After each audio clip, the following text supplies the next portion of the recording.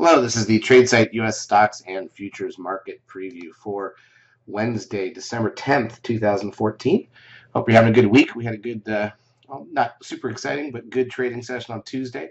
We were 6 for 6 with our stock picks during the day, and nothing to complain about. Nothing went too far. It was kind of a gap down and recover day, and it took all the way until the closing bell, as you'll see in a moment, for the S&P E-mini futures to fill their gap for the session.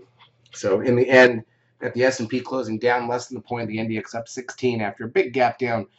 Decliners were just slaughtering advancers this morning.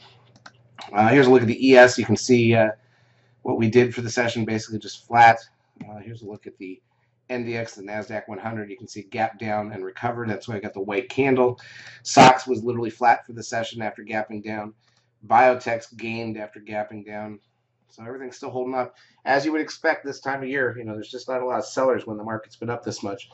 NASDAQ volume closed the session at 1.7 and change, 1.7 billion shares, which is decent. Decent volume, but nothing spectacular. So it's a good enough week, but it's not necessarily the best week we've seen. We still have this week and next week. Next week could show some excitement with all the Fed meeting and the triple expiration of options and futures and commodities. And then after that, things will definitely die off for the holidays. So we're going to squeeze what we can in here during the next 2 weeks, or the remainder of this week and into next week. Oil slipped again. Here's a look at the crude oil chart. Ugly, ugly, ugly. All right, let's look at the intraday action. We'll go to the ES front month futures contract, actually the Z contract. This is December. So you can see the gap down on the 5-minute chart. We went dead sideways. We faked both ways early. First 2 hours actually ended up being pretty flat, even though we had some nice trades. And then we broke out over lunch and headed back up. It didn't quite get there on the ES, and finally at the very end of the day surged up to fill that gap, filled to the closing price. Meanwhile, the NASDAQ side filled over lunch, got back up there pretty easily, and then got a little higher later in the session.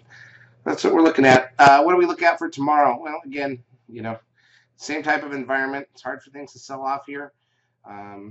We did have a sell-off day a little bit on Monday. And if you look at the move, actually, on the NASDAQ from lunchtime Monday all the way to the low in the first hour on Tuesday, it was about 90, almost 100 points on the NASDAQ. So, we can sell off, but we recover it fairly quickly right now because there's just not a lot of sustained selling out there.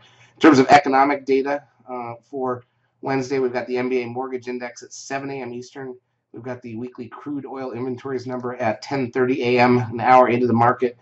We've got Treasury budget number at 2 p.m. Eastern time, so nothing major. Still got some stuff left later in the week, including retail sales, PPI, import-export prices, and our weekly jobless data. But it's a pretty clean and open week. Next week's going to be a lot more confusing. And, of course, Hanukkah also starts next week as well, which does have an impact on the market. That's it. We'll be in the lab calling it as usual to help you out. The chart is brought to you by eSignal. Have a great trading day.